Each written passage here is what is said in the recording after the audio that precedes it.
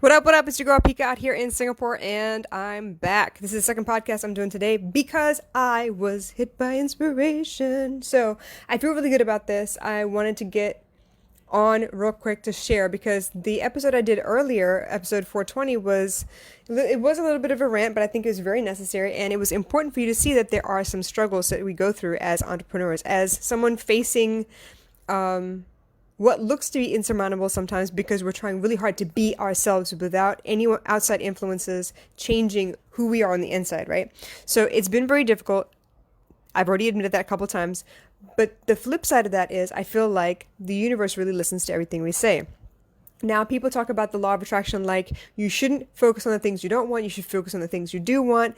But even when you focus, right, the universe doesn't hear words like don't or no more or less of. They hear the word itself, the intention itself. So I feel like by dumping a little bit on the episode 420, where I was talking about the pain, the fear, the carrot and the stick, all of that stuff, I feel like by saying that out loud and admitting to the universe that I feel this way, it kind of lightened my load a little bit, first of all, because I got it off my chest. The other thing is it kind of opened me up to, okay, well, how do I fix these things? Once you admit the problem, that's like the hardest part, right? To admit that you have a problem, that you're not perfect, that, as much as people may look in from the outside saying that, oh God, she's got it all together, they don't know the internal struggles, right? They don't know what all goes through your head.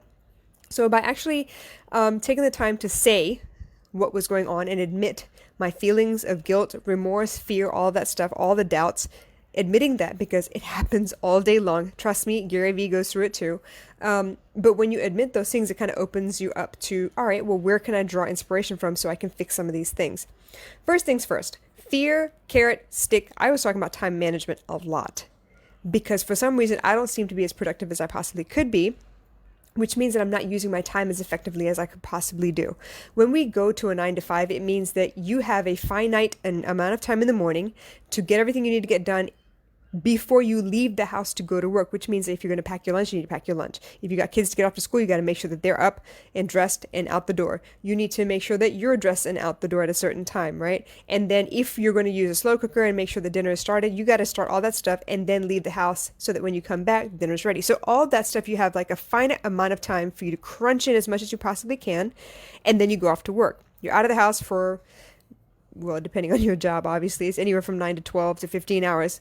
Okay, so you're out of the house for a limited amount of time as well. When you're out of the house, you can't control anything that has to do with in the house until you come back. I mean, you can put things in place maybe, but you still got to focus on your 9 to 5. So you're not thinking about the house stuff. Once you come back home from work, you step foot in the door. So either you got to go pick up your kids or whatever, CCAs, ECAs, tuition classes, PE, gymnastics, ballet, whatever co-curricular, extracurricular stuff you got going on, you got to handle that. And then at some point you'll have to sit down, make sure homework is done, get the kids cleaned, have dinner and put them to bed. And then you maybe have a little bit of time to kind of wind down from the day. So because you have a 9 to 5, your time is kind of scheduled out to where you can and can't do certain kinds of things. You kind of have it compartmentalized in your brain as to how you can organize the workload that you have for that day. So when I admitted that I was afraid and I wasn't getting things done, I had to think outside the box a little bit. The good news is I don't have that many constraints on my life, but I do need to be very specific about the times and hours that I give to people outside of my house as far as access to me. I think that's something that August has been building towards me learning anyway, but since I haven't gotten there in her class, I'm figuring it out for myself because it's a necessity right now. So you usually tend not to tackle things until it's urgent. You need to fix it right now. You'll put it off, and that's why the last minute is so awesome. It's a magical place, but don't live there. It's too stressful. So suffice it to say, I started looking at the hours that my daughter is in the house and the hours that she's not. When she's in the house, I want to spend time with her. As much as I'd like to, cook and answer emails and, a bunch of other mundane stuff, I'd rather just do things with her. And I'm trying to figure out how I can incorporate that into how I live my life, the quality of life, and quality time spent with her. It's not enough. I don't consider it quality time. And this was also like reiterated to me when I talked to my brother today. Quality time doesn't count if by quality time you mean you're sitting on the same couch facing the same direction. You're not talking to each other. It's not That you're not building intimacy. That's not quality time. When I am teaching her, like lately she's been trying to memorize 18 lines in Tamil, right? Me teaching her or pushing her through the memorization process, that's not quality time. We're not building our relationship. I'm trying to get her through something. I mean, we are kind of, but it's not focused on the relationship. It's kind of focused on, okay, the next task at hand. When I'm doing her hair, we're both sitting in the same direction. I'm actually spending time with her, but it's not building our intimacy. It's more like, okay, you sit facing this direction, you chill, you watch TV, you color or whatever. I got to do your hair, but I am in the same room with you and my hands are touching you. But technically that's not quality time, right? I mean, we can talk about the movie every so often if she's actually paying attention, but a lot of times she's not. She's multitasking and she's coloring and drawing and building Lego and watching TV all at the same time. So those activities I have decided do not count towards building intimacy in our relationship as mother and daughter. So I need to find time for that. Now, I was struggling with another idea. I don't like the idea of gyro. Gyro is direct debit or direct deposit. I don't know how you want to say it. What is it? I can't remember what it's called in the US, but basically like auto payments from your checking account. I don't like those because I tend to forget what goes out when. And then I'll be, at the grocery store checking my balance and making sure I have enough to pay whatever groceries are there. And if I don't remember that certain things come out at certain days, I feel like I have no control. It upsets me a little bit. So I took it into my own hands when it comes to paying the student care center that takes her right after school and keeps her until we have the option of keeping her there until 7. I try really hard not to, and most times now that I'm not clocking a 9 to 5, I pick her up between, I don't know, depending on my mood, between 3 and 5 basically. But I do like the fact that when she's there she gets to interact with other kids. They force her to take a nap, which is good because if I ask her to take a nap at home, it's not going to happen. She's going to fight me tooth and nail. So all those little things, they actually help towards her quality of life and well-being. But I was also looking at, all right, well, they no longer accept cash payments, which I, like clockwork, a week before the end of the month, I will go ahead and pay it and get it out the way. While it's not a significant amount of money to y'all, it's significant to me because, like I said, I'm penny pinching. I'm making sure that I'm very, very wise about how I spend my money, and $75, that's worth it to me to save if I can help it. So I was playing with the idea of, all right, well, when do I have time to really work on my business, and when do I have time to really make sure that I spend time with her while there's still daylight out, while we can go out and make a day of something, and while we can actually sit down and do extra coaching on math and Tamil and English spelling and whatever else you might need, and maybe pick up a couple new skills. I really, really, really want her to learn how to play the piano. And I know we've tried this before. I've done like a couple classes with, I can't remember what the name of the guy. It's a YouTube tutorial series, but he's quite effective. And she learned how to play hot cross buns within one episode. So I felt really good about that. So those kinds of things, yeah. And what I came up with is, obviously she has to be off to school. Like she has to leave the house by 7:10, 7:15 so she can get to school. It's not that far. It takes maybe 5 minutes to walk from my apartment to the school itself. But the fact is, she needs to be in school definitely before 7:30. Okay? So drop her off, which means I'm already up and awake. I might as well start my work, right?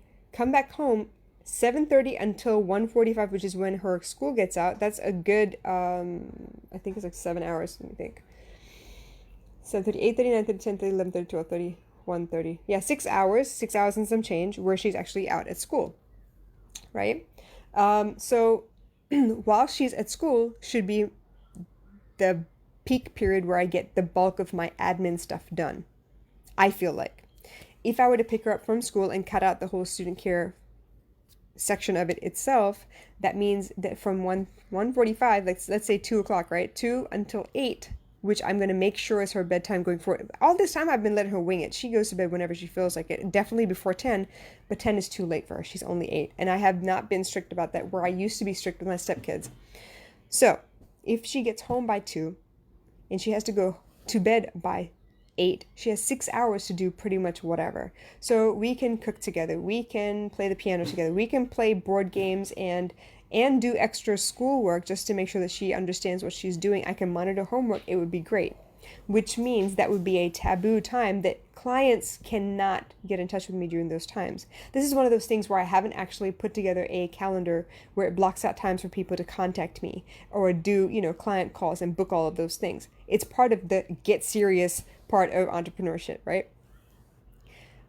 So if I were to block that out, that's 6 hours guaranteed that I can really, really focus on her and me and get housework done as well, like put the laundry out, pull the laundry in, fold clothes together, teach her like those basics where we're trying to maintain a house while we actually spend time together, go over the day's work from school and chill. So once she goes to bed at 8, that means my day opens up again. And honestly speaking, I don't need that much sleep. Honestly, I can manage very well on 6 hours of sleep every night. But that also means that I actually have to get 6 hours of sleep. So I need to be very focused on when I go to sleep and when I don't. Because I deal with different time zones, I have been letting people run amok with how I do scheduling because I want to accommodate them, right? But now I need to make sure that they try to accommodate me. Maybe we meet each other halfway. So if she goes to bed at 8, that means 8 to 12 is 4 hours. 12 to 6. I need to be up by 6. 4 to 6 is another 6. Shoot, why I keep saying 4? Okay, 8 to 12 is 4 hours. 12 to 6 is 6 hours. That means 10-hour block, right, that I can adjust if I need to, 4 time zones if they arise, and still get a decent amount of sleep. If I wake up at 6, that's almost an hour before she has to leave the house, which is plenty for me to get my day sorted, take a shower, get ready, work out maybe, and then get her up and ready and out the door for school. So timing wise, I haven't actually thought about it like this before, because up until now, I've been thinking of it like, okay, she goes to school, she's out of the house by 7:30, I'm back. And because she has student care, she can stay there until 5, which, yes, that is a very long time period. But it's also a lot of time where I can like muck around and dilly-dally and maybe get some work done. I'm not as productive if I'm not pushing myself. So I think this breakdown is a lot better. The other thing is I was talking to other people that I'm collaborating with. So now I need to write blog pieces for colorfulearth.org. That's an LGBTQ plus movement that is within the Tamil community, and I'm very proud to be affiliated with them. I also want to make sure that I have time for some of the fun things I want to do as well. Podcasts, always. I want to make sure the podcast is up. I want to do my engagements on Instagram. I want to increase my viewership on YouTube. And what else? My collaborations, all of those interviews that I used to do, they're best done first thing in the morning because it's evening on West Coast, so not West Coast, the Western Hemisphere, and it works out well for them as well. They're done with their day. I'm just starting my day. I can get it all sorted. It feels good to me. I enjoy that kind of an interaction. The other thing is the interactions that I do on Instagram, which means, you engage with people as much as possible. I'm doing 90 posts a day that I go and engage, really like leave a comment showing that I actually read the damn content.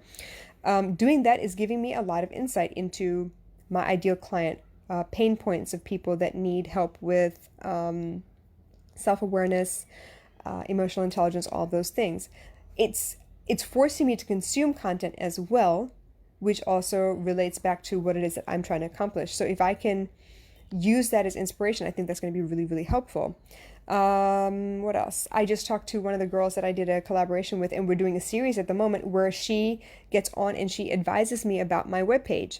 What can I do about my webpage? Make sure SEO is up on my webpage. What am I doing that's effective, that's not effective? And honestly, I was great. I was happy to put myself up as guinea pig because it also showcases her talents, her communication style, her teaching style, and the fact that she really does. She knows what she's doing. She knows what she's talking about. So I feel good about those things.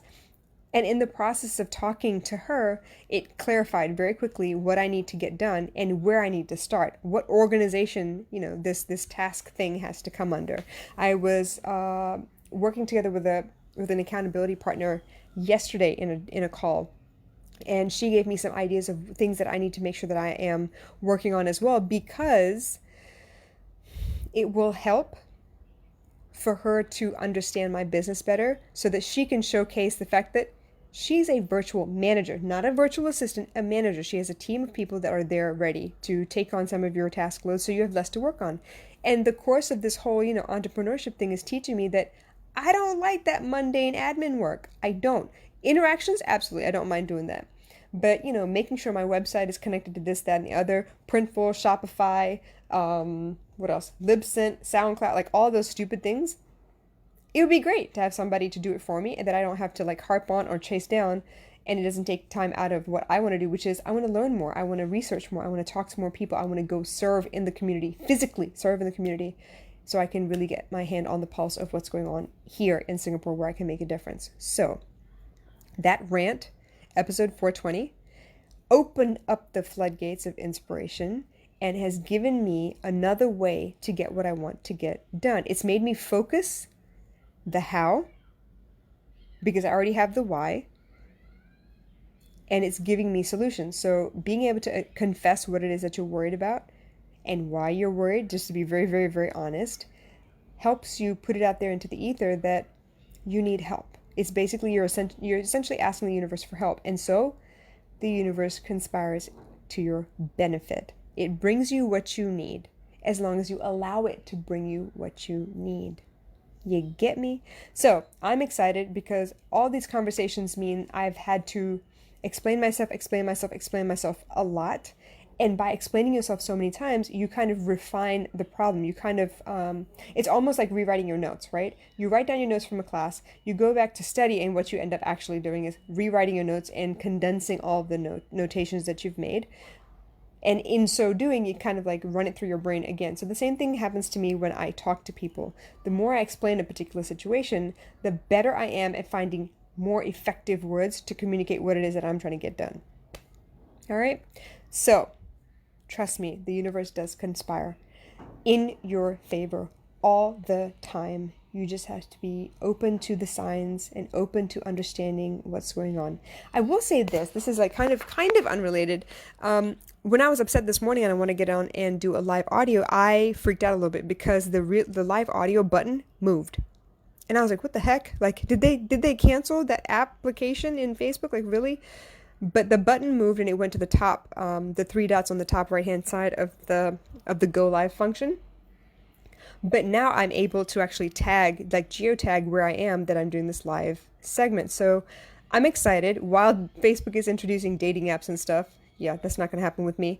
But they are making sure the AI is working where it's trying really hard to provide opportunities or find what opportunities are needed in this online space. So, kudos to Facebook for staying on top of their game always.